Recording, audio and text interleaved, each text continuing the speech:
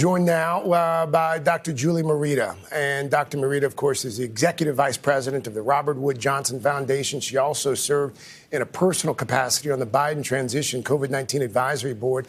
Dr. Morita, always good to have your perspective. Thank you so much for your time this morning. On Wednesday, you testified in a hearing about ramping up vaccinations. And the key points that you made were about equity, accessibility, and coordination, Dr. Morita. How do you think we're doing so far in those efforts when it comes to vaccines, and what can we improve on? Good morning. Thanks for having me again. I think it's those criteria are really important to focus in on now. The start of the vaccination program was a little bit bumpy, and it's not surprising.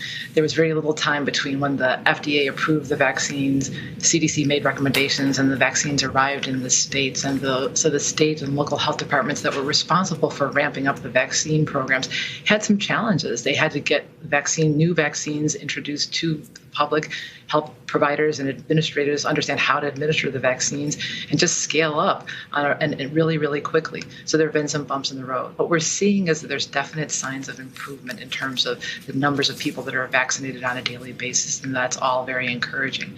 What's a little more concerning is the fact that the data that look at whether or not who's vaccinated by race or by ethnicity, those data aren't complete. The CDC issued a report earlier this week that showed that less than 50% of the doses administered actually had race or ethnicity associated with it. And in order for us to make sure that the people who are at the highest risk for serious disease, for death, for hospitalization are getting the vaccine, we really need to have that information as well. Dr. Morita, with the concern about the new variants that are emerging, we're seeing cases popping up across the country, even in folks who haven't traveled. For those who have already been vaccinated, do they need to worry about those mutations, or are they still protected? So what we know is that there's variants that have been identified in different countries throughout the world, and there's some indication that these variants actually are more easily transmissible, and so they are spread a little bit more quickly.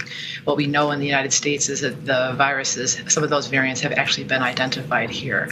What that says to us is that we really need to make sure that we're vaccinating as quickly, efficiently as possible, and that we're also doing it equitably, so those who are at highest risk get the vaccine early on as well, because we don't want these variants to spread. What needs to be learned or needs to be understood is whether or not those variants actually cause more severe disease. If the vaccines that we have available to us now, or those that are becoming available, are able to prevent infections from those variants themselves. So there's information that we have available to us and some that we do not know. So it's important that we continue to monitor what those variants actually do in terms of severity of illness, resistance to treatment, being able to escape from the vaccine. Still so many questions this morning. Dr. Julie Morita, thank you for your time this morning. Thank you.